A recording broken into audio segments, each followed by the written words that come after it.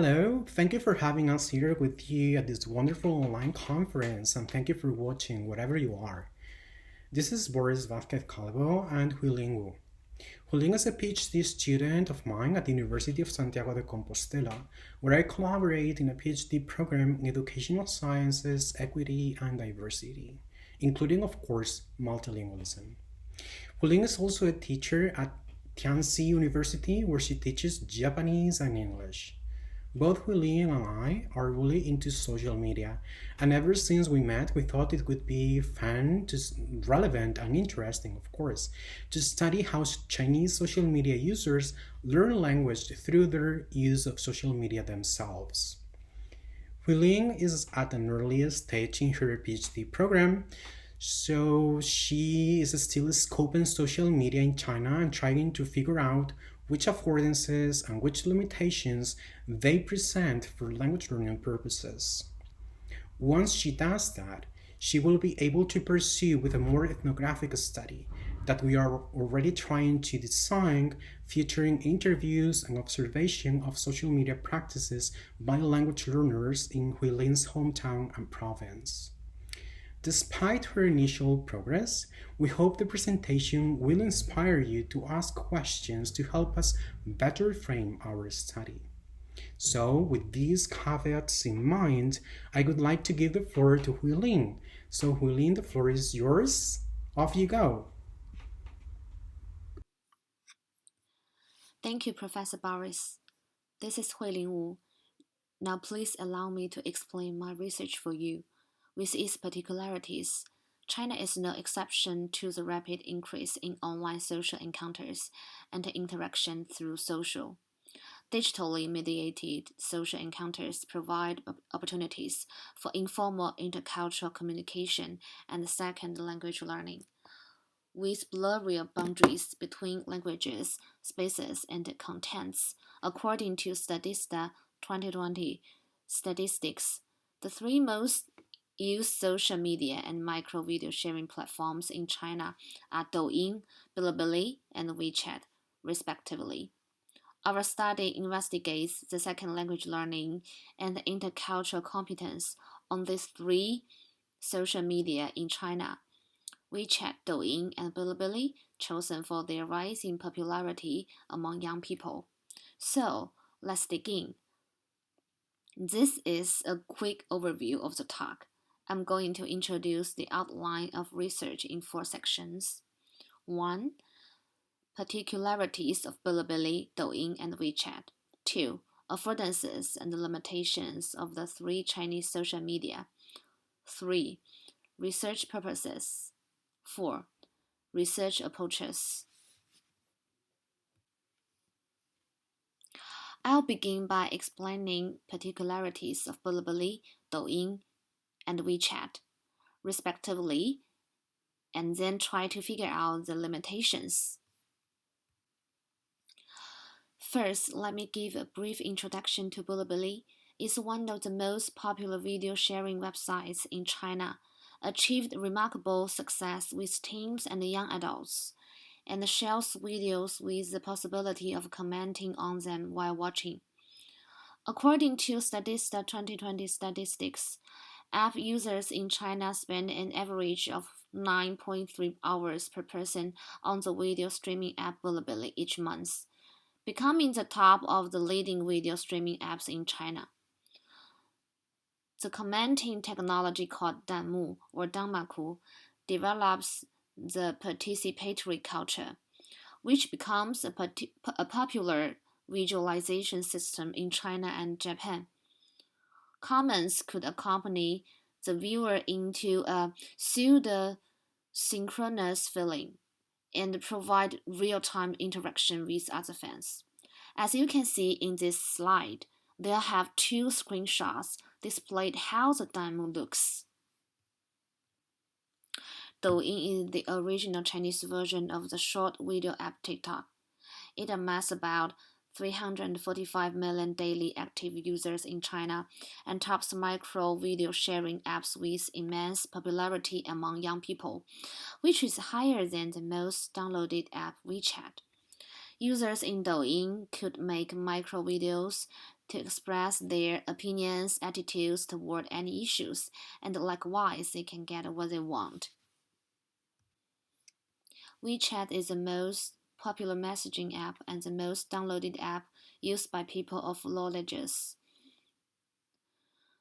According to a survey on digital usage in China, around 73.2% of respondents had used WeChat for social networking as of the third quarter of 2020.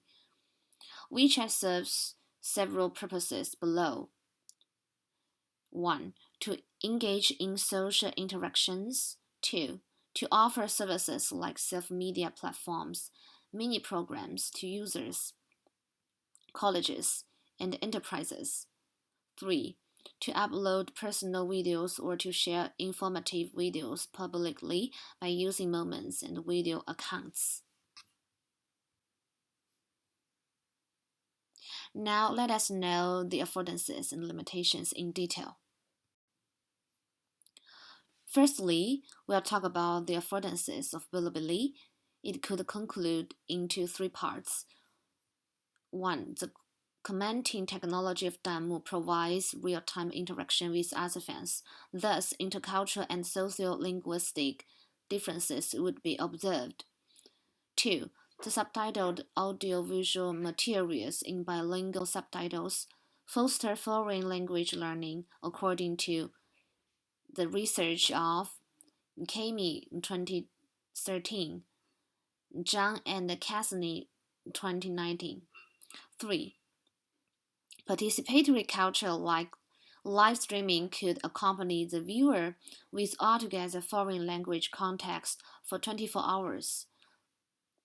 The four screenshots in this slide illustrate the audiovisual materials in bilingual subtitles with live streaming.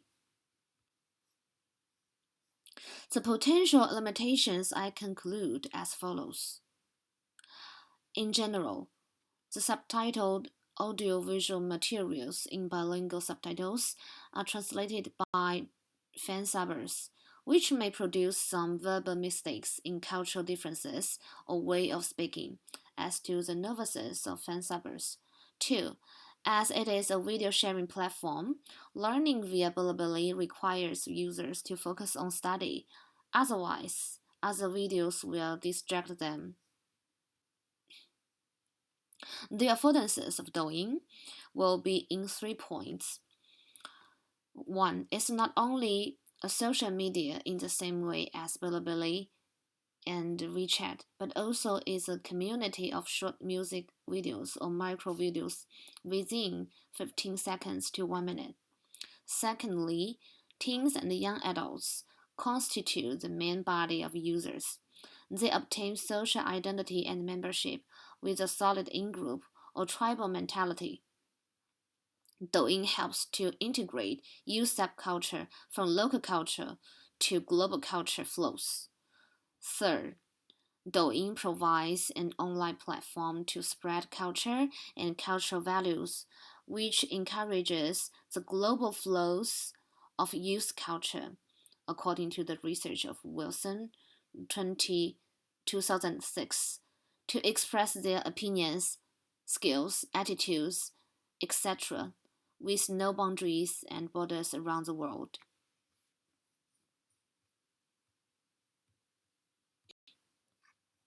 The potential limitations would into two parts. Although it fulfills the need for social affiliation among social and virtual communities, Douyin features a closed quality that attracts certain social groups like language enthusiasts or jazzists. 2. The time limit of a micro video restricts the range and the depth of audiovisual materials for L2 learners.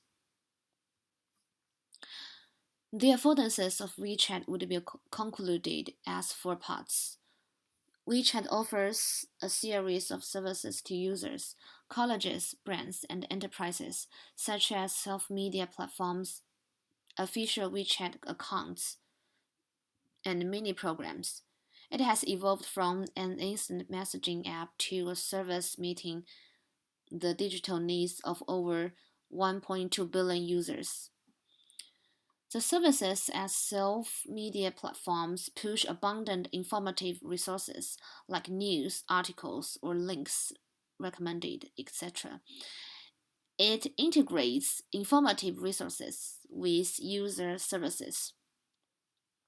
Small or medium enterprises and brands increasingly connect with users via mini programs. Users upload personal videos and share them with friends in WeChat moments and chats.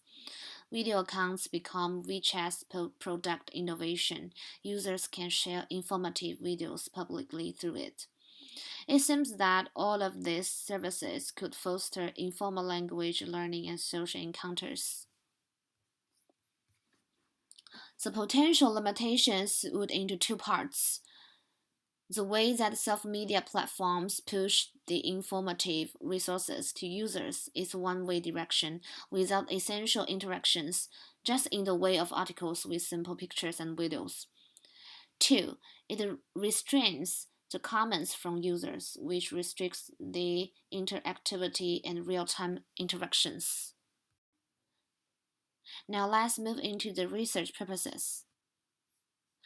While our study is still in preliminary stage and we are collecting data, we can signify some of the affordances and limitations of the three social media discussed with examples of English and Japanese language learning by Chinese L1 learners, and try to serve the three purposes as follows.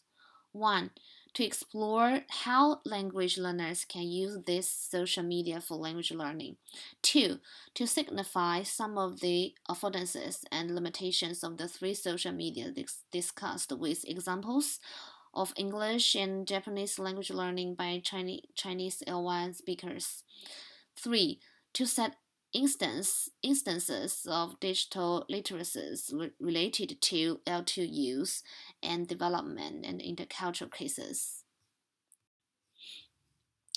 We depart from the conceptual framework of sociocultural theory in second language acquisition and a methodological approach based on multiple ethnographic case studies to conduct our research. We prefer multiple ethnographic methods as a research approaches, including ethnographic case studies, virtual and traditional offline and face-to-face ethnographic methods, based on the conceptual framework of sociocultural theory in second language acquisition. So this was my presentation. Now on to you if you have any question or comment.